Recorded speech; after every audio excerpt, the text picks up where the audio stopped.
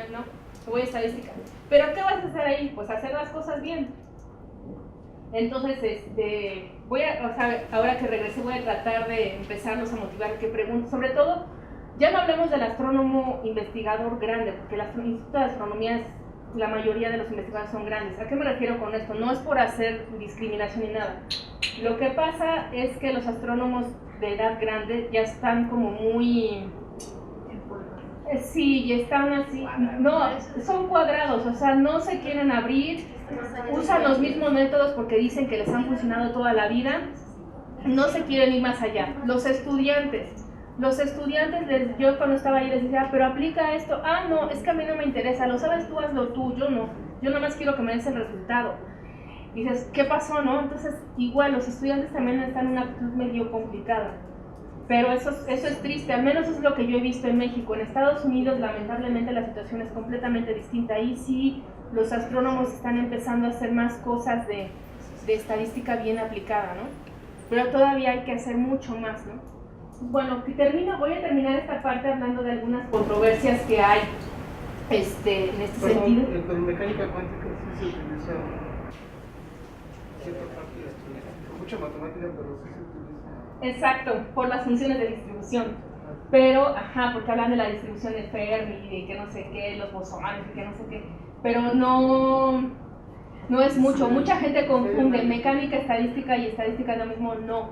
Lo que usan en mecánica estadística son funciones de distribución, pero no hablan de supuestos ni nada más asumen las distribuciones. ¿Sí me explico? Y eso se usa para mecánica cuántica. Pero mecánica estadística no significa que estemos haciendo uso de la estadística así como calcular medianas o calcular cuantiles. No. Ellos es más bien funciones de distribución.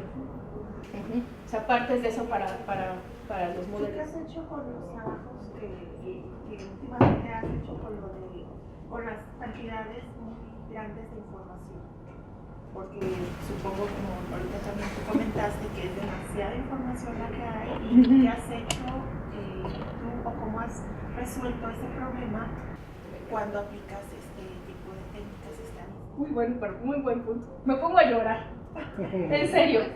Porque yo no he trabajado así que digas con millones de datos como por ejemplo la gente de genómica. Entonces yo trabajaba de cuenta con un catálogo de 60.000 galaxias, que 60.000 galaxias no es mucho. O sea, tú te pones a pensar, 60.000 galaxias es nada, ¿no? Y 100 variables, ¿no? Pero esas 100 variables, muchas, haz de cuenta que eran la variable con su error, pero muchas te estaban midiendo lo mismo. Nada más porque te cambiabas de filtro, cambiabas las cosas, pero en realidad era lo mismo. Entonces, si sacabas, por ejemplo, coeficientes de correlación, te salían altísimos, pues sí, porque a muchas variables estaban relacionadas. Lo que yo hice fue, yo trabajé en otra cosa, yo trabajé con distancia de correlación, que eso es una medida nueva, que no sé si algunos de ustedes la hayan escuchado, para tratar de buscar asociaciones entre variables. Yo ahí tuve muchos problemas con los valores P, porque como eran muchos datos, a la hora de hacer inferencia, todo me salía estadísticamente significativo. Entonces, a mí lo que se me ocurrió fue preguntarle a los estadísticos primero y me dijeron, ¿sabes qué? Tienes que ir con un estadístico aplicado, pero que sea de genómica, porque ellos están muy acostumbrados a trabajar con millones de datos. Ellos son los que más trabajan con muchos datos. Yo iba con ellos y ellos me decían, no, eso es muy normal. Y yo decía, ¿pero por qué? Pues sí, porque la estadística que se ha hecho es para eso, ¿no? Y es que tendrías que ver, o sea, el valor P es inversamente proporcional al tamaño de la muestra que tienes, que no sé qué tanto.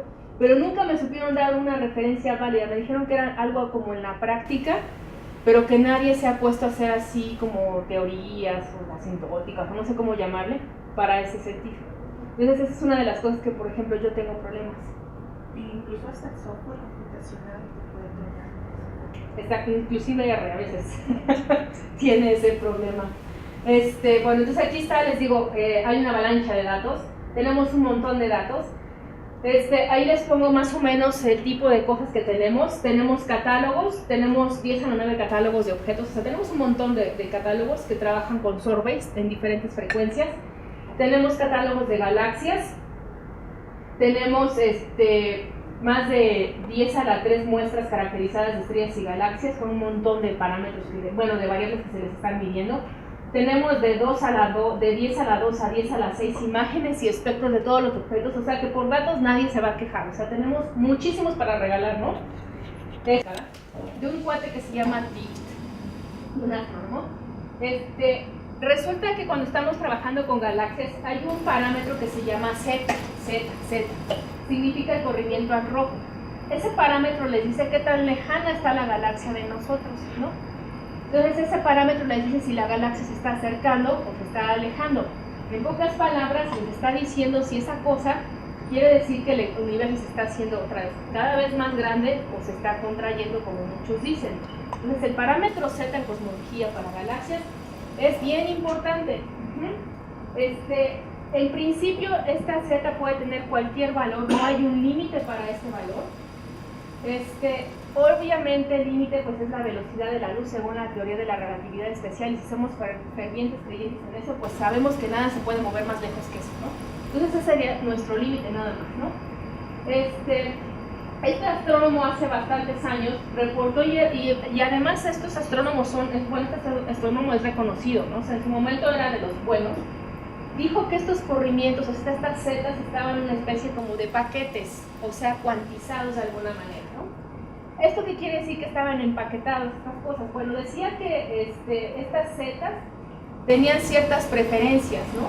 Así como uno tiene preferencias, pues así como que las galaxias tenían ciertas preferencias, ¿no? Entonces él encontró estos valores, ¿no? Que estos eran los valores preferidos, ¿no? Y que además estos valores preferidos no eran de un solo tipo de objeto, sino que eran de muchas cosas, ¿no? Entonces esto lo encontró en novas, que son estrellas que ya están muy viejas.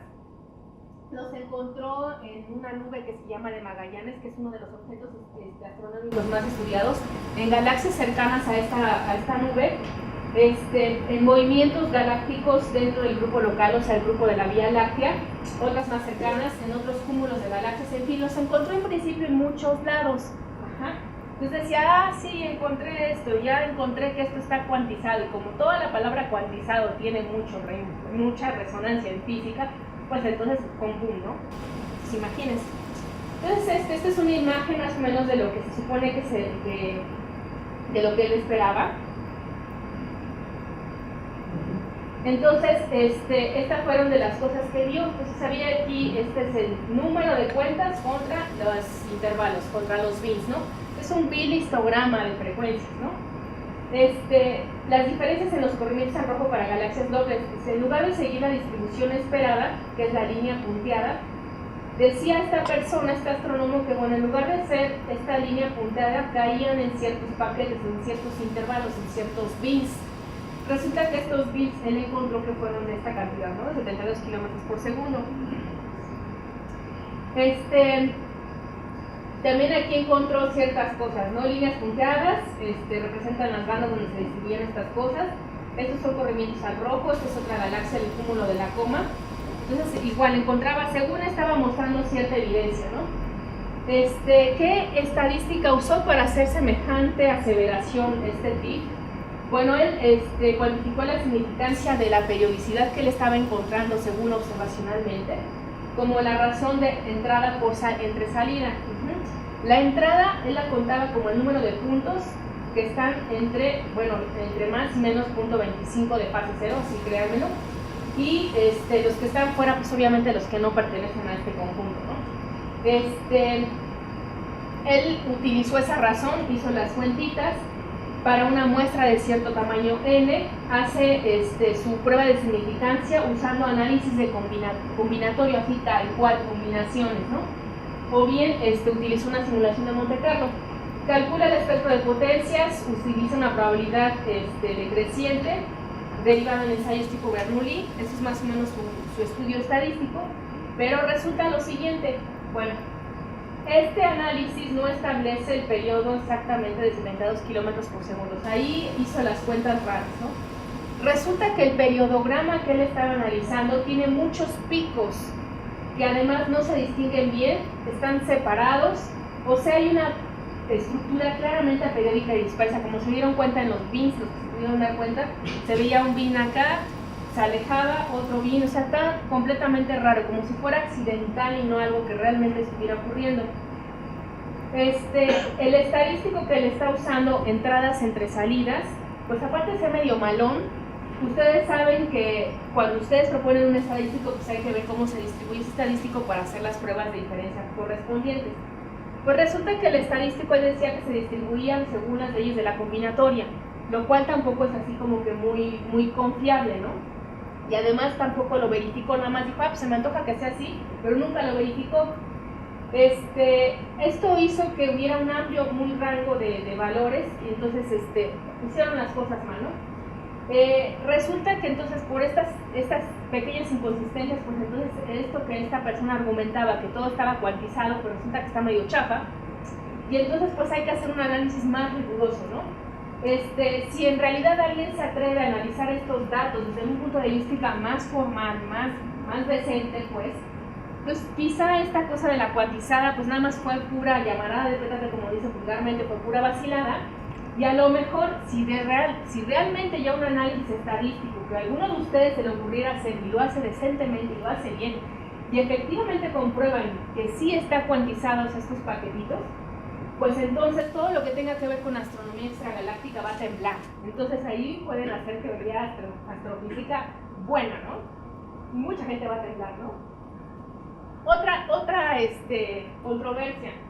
Hay una que se llama la cosmología cronométrica de Segal. Es un modelo matemático que trabaja espacio-tiempo y además cosmología, ¿no? Bueno, admite un grupo más amplio, dice que hay una esfera obviamente de 3 dimensiones, rígida, homogénea e isotrópica, o sea, decente. Asume que hay un estado estacionario en lugar de un universo en expansión, para hacer las cosas más fáciles.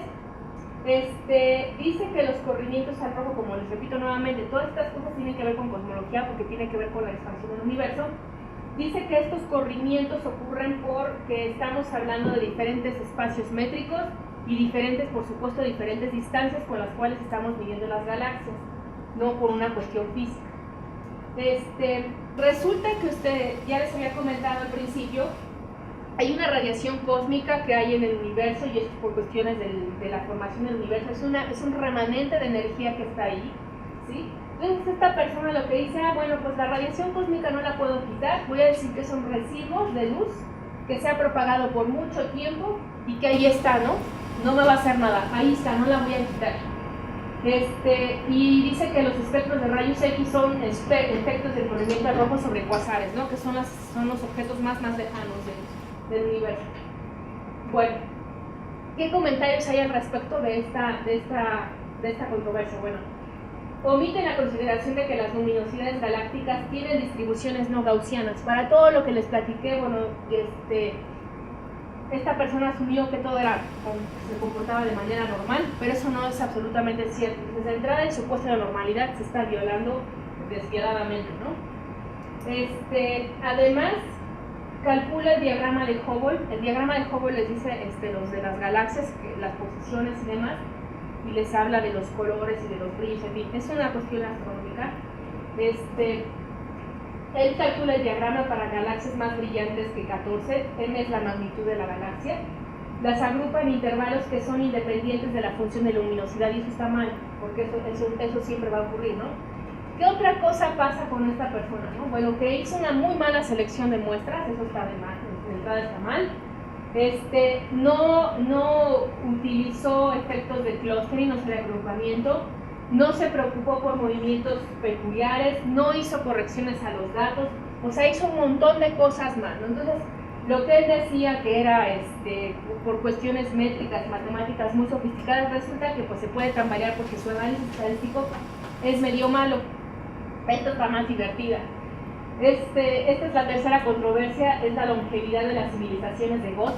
Sí, suena muy de ciencia ficción, pero sí, esto tiene que ver con las ondas estas de ver si hay otras formas de vida en el universo.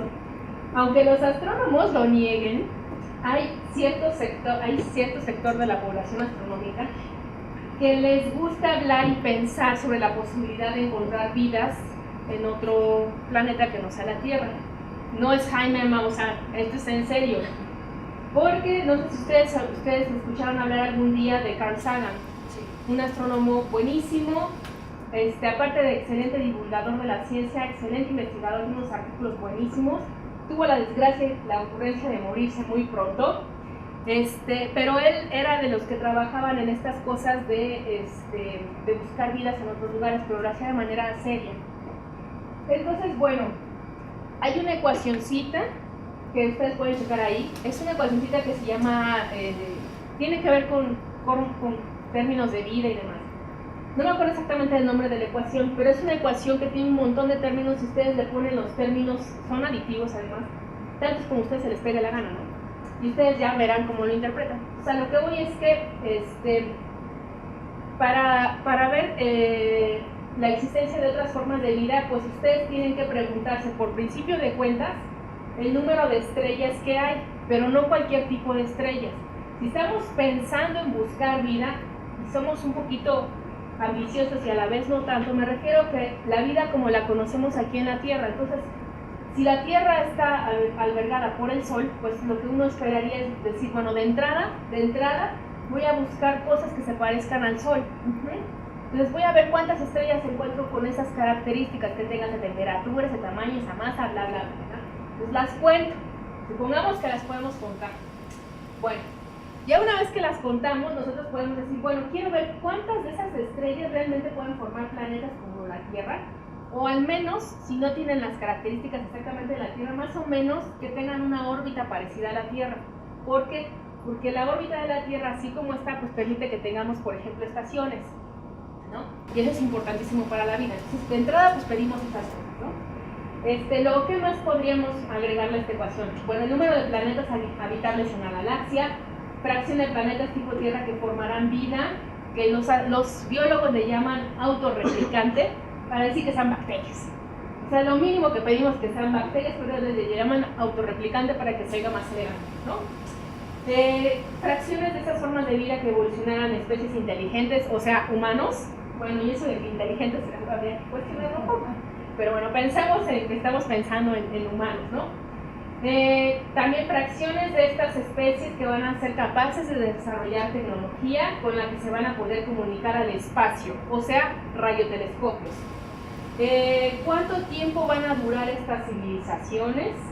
Y la probabilidad de que transmitan a las frecuencias que SETI. SETI es un instituto de investigación extraterrestre que sí existe, y todo lo hace muy serio. Bueno, después de que les conté estas vaciladas de esto de encontrar vida en otros lugares, bueno, este astrónomo Gott, también era un astrónomo reconocido, tiene un argumento que le llama delta T, es un famoso argumento que dice que un objeto o fenómeno permanece en el cierto lugar entre un tiempo inicial y un tiempo final. Digo, no tiene nada de extraordinario eso, pero el chiste es que este objeto es observado una vez en un tiempo que le vamos a llamar ahora. Entonces, si hacemos la diferencia entre el tiempo de hoy, el tiempo inicial, y lo dividimos entre el tiempo final y el tiempo inicial, eso va a ser el tiempo pasado entre el tiempo futuro. Eso, él dice que se distribuye como una uniforme en el intervalo 0-1. Y entonces, haciendo esa suposición fuerte, y tomando que en el pasado han transcurrido 200.000 años, o sea, de que han pasado de que tenemos civilización como la conocemos, bueno, pues quiere decir que nosotros los humanos, en principio, vamos a vivir, este sería nuestro tiempo mínimo, y nuestro tiempo máximo son 8 millones de años. O sea, todavía según esto, nos queda un ratote aquí en este planeta, ¿no? Entonces, esta es una cosa curiosa, pero hay algunas cosas raras, ¿no? Por ejemplo, si esto es realmente cierto, o sea, que este cociente de tiempo se distribuye como una uniforme en el 0-1, entonces, si esto es cierto, entonces esto va a ser padrísimo. ¿Por qué? Porque vamos a poder utilizar para ver cuánto dura una estrella. Ya no hablemos de una civilización, sino de una estrella. Y eso tiene que ver con evolución estelar. Entonces, con eso, todos los modelos de evolución estelar a lo mejor los estarían probando de alguna manera. Y a lo mejor, si eso es cierto y se cumple, entonces alguno que otro astrónomo estelar se va a volver loco, ¿no? Porque a lo mejor todas las teorías que han estado haciendo en todo este tiempo a lo mejor no van a funcionar. ¿Sí me explico? Bueno, ¿qué problemas estadísticos hay en todo esto? Bueno, esencialmente hay dos problemas, ¿no? Uno, el cálculo de la distribución de probabilidad del tiempo de supervivencia de un objeto. No hay estudios previos sobre objetos similares. O sea, esta persona asume porque se le antojó decir que era un uniforme 0-1. ¿Por qué? Quién sabe, a lo mejor por simplicidad de los cálculos. Pero no argumenta atrás si a lo mejor alguna civilización en otro lugar, en otra galaxia, ya tuvo una experiencia similar, ¿me explico? Entonces, de entrada, pues no hay información previa, esa elección de que sea un uniforme 01 está muy arbitraria, entonces como que ahí truena todo, ¿no? La otra cosa que me parece la más grave desde el punto de vista estadístico, y ustedes seguramente van a estar de acuerdo, es que asume independencia entre los tiempos, ¿no? Entre el tiempo pasado y el futuro asume que hay independencia pues, para poder hacer sus cálculos. Entonces, ese es un problema porque no se puede predecir una de la otra, ¿no? Entonces, ese es otro de los grandes problemas de esta controversia, ¿no? Y finalmente hay otra que también causó mucha controversia, y esta es la última y con esta termino esta parte, es los alineamientos de cuasares de ARP.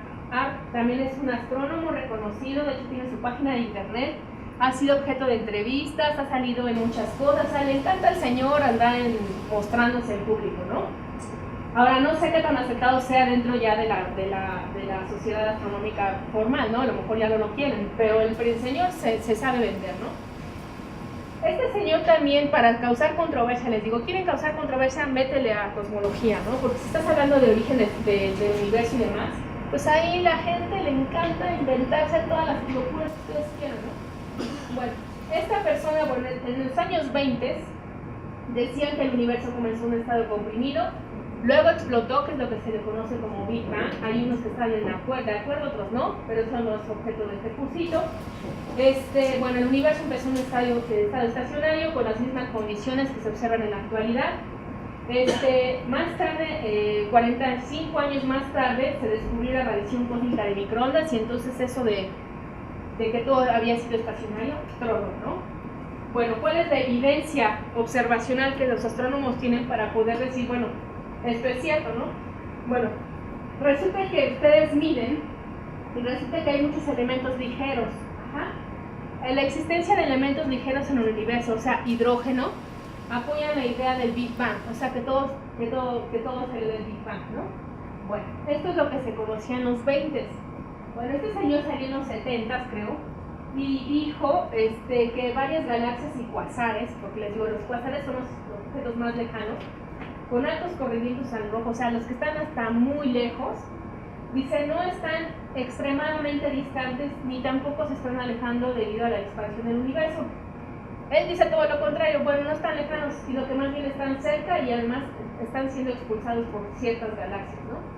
Y él dice esto porque quiere ir en contra de todo lo que se había dicho. Bueno, es que dice, bueno, es que los cuasares de repente como que se alinean, ¿por qué? Por quién sabe, ¿no? Pero como que se alinean y entonces ahí parecen cosas raras, ¿no? Entonces aquí son imágenes del artículo que él publicó en esos años.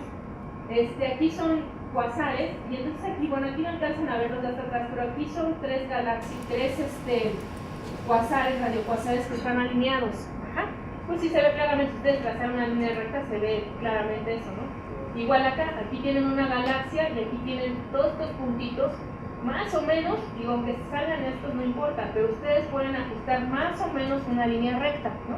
Digo, no tiene nada de malo, ustedes pueden ajustarlo.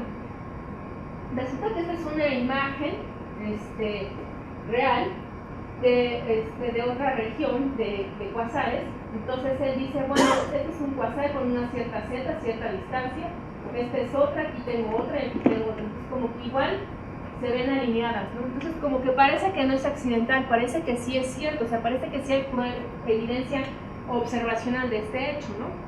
Bueno, sin embargo que ustedes ven la evidencia a través de las imágenes que les acabo de mostrar, resulta que hay algunos problemas que se tienen que verificar, ¿no? Bueno, el primero es que usa un estadístico a posteriori, ¿ah? O sea, busca primero una configuración rara de cuasares, o sea, lo que hizo este señor fue decir, voy a buscarme lo más raro y lo voy a mostrar, ¿no? Luego construye un estadístico diseñado para tal configuración, o sea, hace trampa, pues, en pocas palabras lo que les quiero decir, ¿no?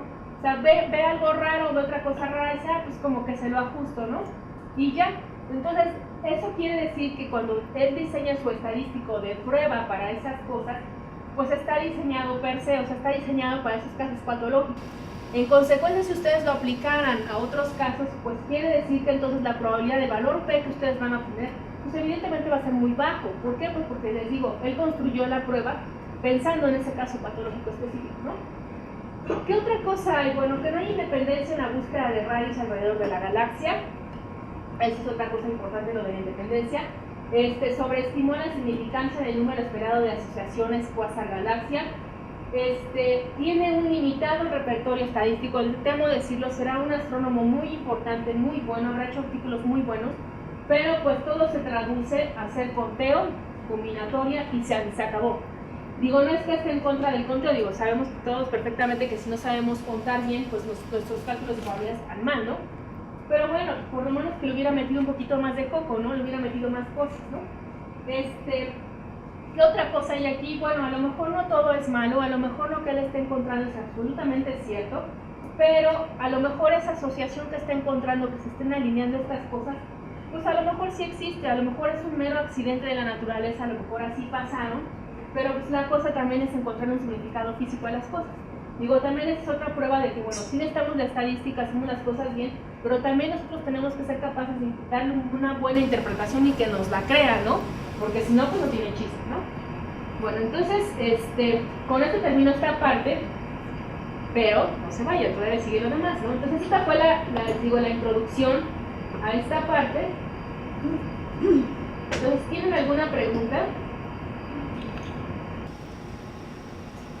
Bueno, ahí está el anuncio. Bueno, ahora sí voy a entrar, después de haberme echado todo este rollo introductorio, ahora sí voy a tratar de hablarles de algunos de los problemas. Me gustaría hablarles de más, pero por falta de tiempo pues no lo voy a poder hacer. Entonces voy a hablarles de las cosas así más comunes que se hacen en la astronomía, ¿no? Entonces esta parte le llamo métodos estadísticos y aplicación ya específicamente en datos astronómicos. Bueno, vamos a empezar como vimos en el programa. Voy a empezar con algo de estadística no paramétrica, ¿no? Bueno, ¿qué hacemos aquí? Bueno, el contexto astronómico de estadística no paramétrica. Siempre voy a tratar de motivar cada uno de los temas que voy a abordar en el curso. Primero con un contexto astronómico, después les hablo algunas cosas así rapidísimas de estadística que ustedes se lo saben a la perfección, hasta me van a dar clases ustedes a mí, y después ya viene el ejemplo, ¿no? Los ejemplos. Entonces, bueno, el contexto astronómico. Bueno, nuestro conocimiento sobre planetas, estrellas, medio interestelar, galaxias, todo, tenemos muy pocas observables, o sea, pocas variables a las cuales hay que medirles cosas, ¿no? Nuestro entendimiento astrofísico involucra modelos muy primitivos. Me refiero a primitivos porque a lo mejor los procesos físicos son muy complejos y nosotros lo estamos reduciendo a unas cuantas variables, a un cierto comportamiento para poderlo explicar, ¿no? Entonces ahí estamos como que minimizando el problema un poquito, ¿no? Tenemos pocas bases también para poder asumir ciertas distribuciones en particular que va a seguir la variable, ¿no? Porque a lo mejor no lo sabemos, ¿no? A lo mejor lo intuimos, pero no lo sabemos, ¿no? Típicamente hacemos ajustes lineales, hacemos ajustes ya en el mejor de los casos log-lineales, o sea, para que sean leyes de potencia y nosotros las podemos interpretar. Este tipo de relaciones cuantifican relaciones entre observables, o sea, variables. Los astrónomos usan mucho la palabra observable y variable como sinónimos. Ajá. Galaxias, nubes, estallidos, lo que ustedes quieran, ¿no? Cualquier objeto astronómico, ¿no? Hay modelos paramétricos, o sea, ustedes asumen una cierta distribución, por ejemplo, para ver la masa de las galaxias, masa de estrellas o cosas por el estilo, ¿no? Por la teoría física que hay detrás. ¿Qué tenemos también en este sentido? Bueno, tenemos la información sobre un objeto, muy probablemente en forma de categorías desordenadas. Por ejemplo, ¿a qué me refiero con esto? Bueno, que tenemos observaciones de cosas que se llaman objetos cuasiestelares, o sea, de cuasares. Tenemos unas cosas que se llaman galaxias Seyfert, tenemos radiogalaxias, tenemos ciertas clasificaciones, ¿no? Que hacemos así nada más. Los métodos paramétricos caen en dos categorías, ¿sí? Ustedes saben muy bien que hay procedimientos que no involucran o dependen de supuestos paramétricos. Para eso pues tenemos la famosa prueba de Kolmogorov, la prueba de rangos, la prueba de signos de Wilcoxon, en fin, ¿no? O métodos que no requieren que los datos pertenezcan a una familia en particular. Para eso sabemos que existen las tablas de contingencia, métodos de estimación de densidad, que no es más que hacer histogramas, hacer suavizamientos, hacer regresiones de lo que ustedes quieran. Si por ejemplo estamos operando con rangos, esta cosa es muy adecuada para cuando usamos variables de clasificación y que están ordenadas, pero que a lo mejor esta clasificación no tiene un significado específico. Por ejemplo, tenemos galaxias que se llaman Seyfert 1, que a lo mejor a ustedes no les dice nada, a lo mejor a mí tampoco, ni a un astrónomo tampoco, pero solamente lo hacen para poder separar y estudiar bien sus cosas, ¿no? Por ejemplo, también pueden tener grupos que sean galaxias 1.5, 1.9 y nos van a decir, ¿qué demonios es eso? Bueno, pues es una manera de despistar al enemigo y es una manera que yo tengo de clasificar todo el zoológico de galaxias en ciertas cosas, ¿no? A lo mejor el 1.5 se refiere a que su corrimiento z, o sea, su distancia es a 1.5 de nosotros, ¿no? Supongamos.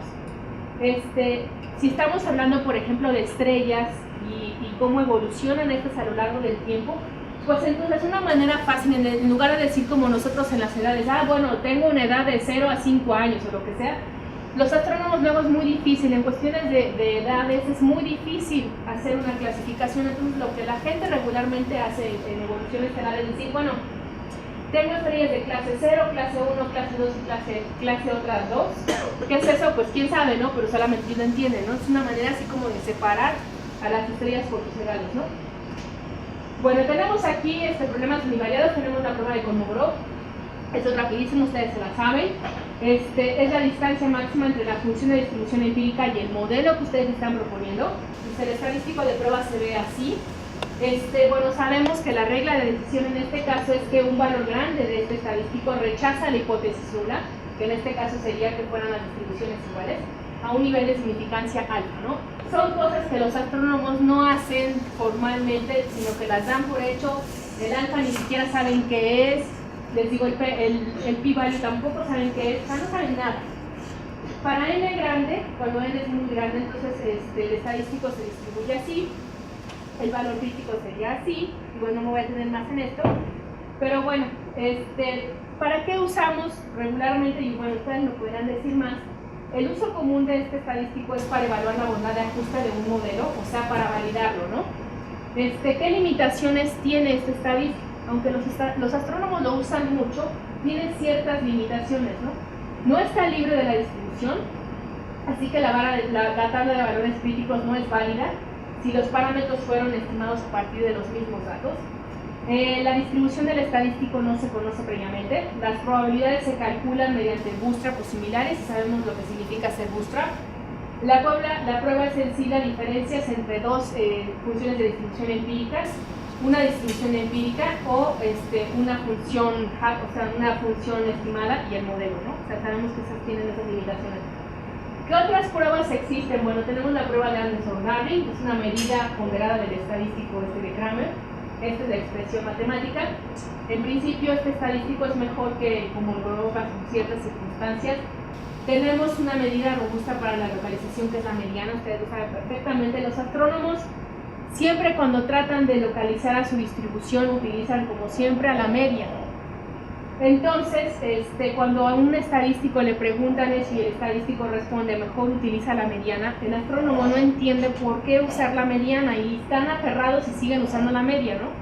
Entonces no saben pues, que la mediana tiene la bondad de que es más robusta a datos extremos, ¿no? Y eso es lo que abunda en astronomía, ¿no? Entonces, eso lo saben ustedes perfectamente, ¿no? O también ustedes pueden usar para medida robusta para localización en dado caso de datos faltantes. Pues pueden usar la media truncada también, que les digo, en astronomía tampoco la usan, o sea, en astronomía no se usa tanto ni la mediana, ni mucho menos la media truncada, no saben ni siquiera que existe tal cosa, ¿no? Ya saben que para dispersión se usa el rango intercuartil, se recomienda, más bien en lugar de usar el rango intercuartil, se usa más bien la desviación absoluta de la mediana. Entonces, bueno, aquí hay algunas notas que tengo que hacer al respecto, ¿no? El astrónomo debe reconocer que la media y la mediana pueden no tener significados científicos si los datos son heterogéneos, o sea, si provienen de diferentes poblaciones, ¿no? ¿Qué pasa si, por ejemplo, se identifican grupos? Porque de repente el astrónomo lo que tiene son muchos datos, no sabe qué onda, sabe que vienen de un cierto objeto, pero no sabe qué va a pasar. Entonces recibe los datos, empieza a analizar. Lo primero que hace es sacar, por ejemplo, un promedio, de repente empieza a ver cosas raras. Bueno, pues a lo mejor lo que tiene en el fondo es que hay combinaciones de poblaciones, a lo mejor están conviviendo hidrógenos, átomos de hidrógeno, con átomos de oxígeno, cosas así, un zoológico de cosas. Todas esas están contribuyendo y me están creando efectos maravillosos, pero entonces hay que saberlo estudiar. Para eso pues hay que meter modelos mixtos para poder estudiar poblaciones y ver diferencias. Y ahora sí, ya que identificamos grupos, pues nosotros ya podríamos sacar las medianas, pero por grupo, ¿no? Y ya hacerlo mejor, ¿no? La desviación absoluta de la mediana es estable, pero no es preciso. En particular, si nosotros hacemos este cociente de la desviación entre la raíz de n, no es una buena estimación del intervalo de confianza para la mediana. Y bueno, aquí les pongo otra nota, ¿no? Hay unas cosas que se llaman estimadores M. En el caso de la localización se usan medias ponderadas. En pruebas de hipótesis, ¿qué tenemos? Bueno, tenemos las pruebas de los signos, tenemos la prueba de Mann y Nicholson, que están los estadísticos, tenemos Kruskal-Wallis, Kolmogorov para 2 muestras. Les digo, eso me lo voy a brincar porque quiero ir a los ejemplos más bien. Temas de contingencia también lo usan mucho los astrónomos, pero luego no hacen las cosas apropiadamente. O sea, presentan, por ejemplo, esto es una tabla muy simplificada de algo que tienen, ¿no? O sea, por ejemplo, tienen un objeto en 2 categorías para simplificar la explicación. Tienen un objeto de una cierta clase 1, una cierta clase 2, y si tiene una cierta característica, pues sí, ¿no? Y ya saben lo que es una tabla de contingencia, ¿no? Entonces aquí, pues lo que uno se preocupa no nada más es presentar los resultados de sus observaciones en una tabla de manera simplificada, sino también lo que importa, ustedes lo saben bien, que en las tablas de contingencia, pues lo que importa es ver si hay independencia entre las celdas, o sea, entre los atributos, ¿no? Que es lo que yo estoy mostrando acá. Para eso, pues ustedes saben que hay que usar independencia mutua, independencia conjunta o bien independencia condicional. Estas 3 vaciladas las obtienen de la tabla de contingencia. Los astrónomos pues ni siquiera se preguntan por esto, o sea, los astrónomos usan las tablas más que nada para presentar los resultados y sean más fáciles de leer y de entender, ¿no? Pero no hacen estas cosas. ¿A qué me refiero con estas cosas? Por ejemplo, aquí se hace para pruebas de independencia en tablas de contingencia, pues usa por ejemplo el estadístico de prueba que es el Q cuadrado, que la expresión sería así, se ve bastante fea, y en el caso general pues sería una tabla de muchos renglones y muchas columnas, sería una expresión bastante fea. Bueno, y aquí pues ya se reconoce esta parte de las observadas y las esperadas, estas frecuencias, pues ya se reconoce el estadístico de Q cuadrado, ¿no? Ahí se ve, ¿no? Bueno. ¿Qué más se puede hacer en estas cosas? ¿No? Se pueden hacer pruebas de rangos de Spearman para hacer independencia. Bueno, y ahí están el estadístico, la correlación de Kendall para muestras pequeñas. Y bueno, ahora sí vamos a los ejemplos, que es lo que nos importa, ¿no? Voy a hablar de 2 ejemplos. Uno es que es de asteroides y el otro es de cúmulos globulares. Entonces, los asteroides son pequeños cuerpos que orbitan el Sol. Se consideran los del cinturón de asteroides, o sea, los que están entre las órbitas de Marte y Júpiter, son los asteroides que vamos a utilizar en el análisis.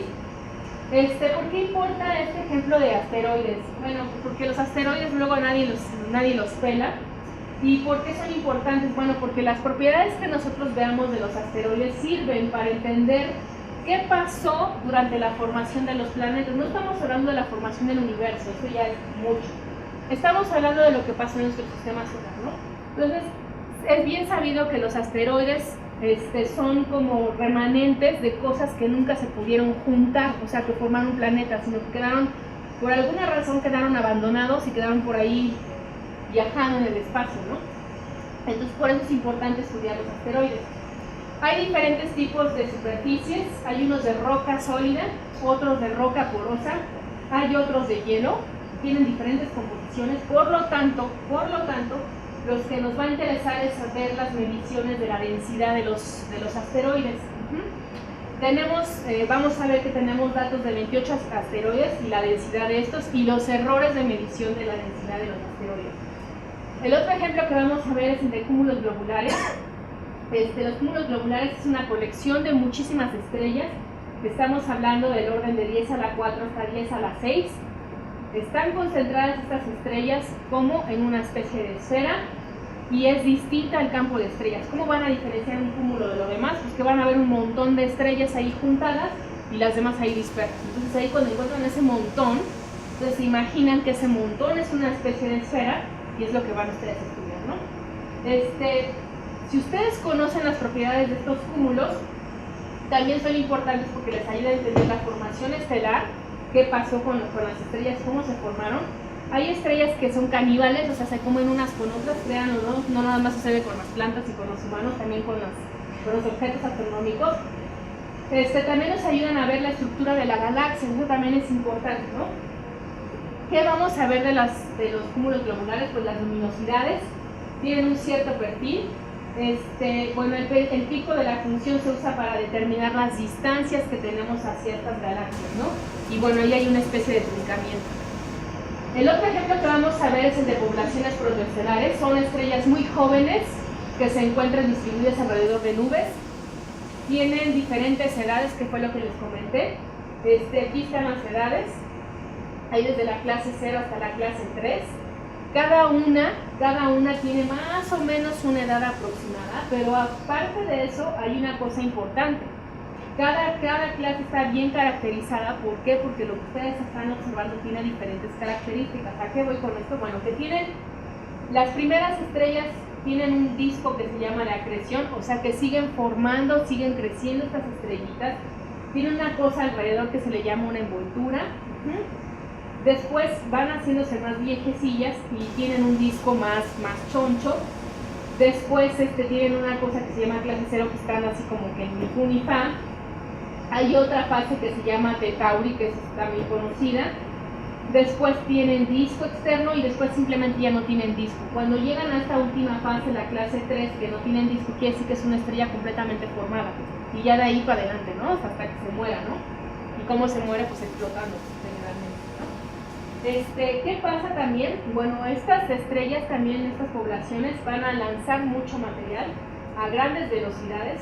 Son jets. Y bueno, ¿y cómo veríamos en la tabla de datos? Bueno, tenemos ciertas nubes moleculares aquí, en la tabla de datos, y vamos a tener sus edades, ¿no? La clase evolutiva, y lo vamos a tener como una especie de tabla de contingencia. Entonces déjenme ir al ejemplo LR de esto.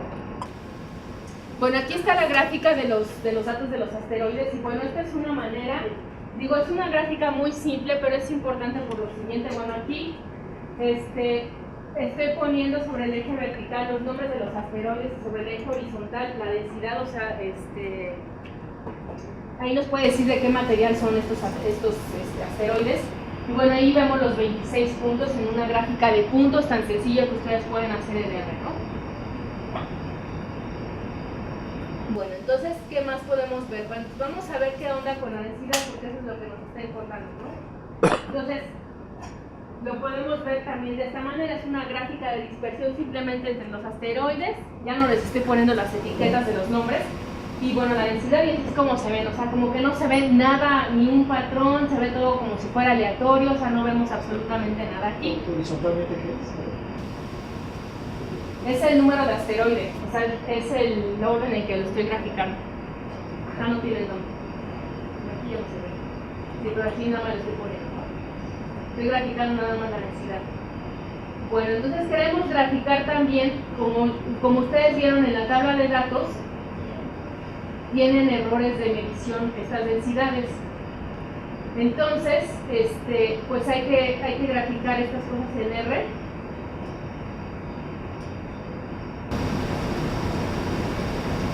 Y ahorita vemos cómo está esto,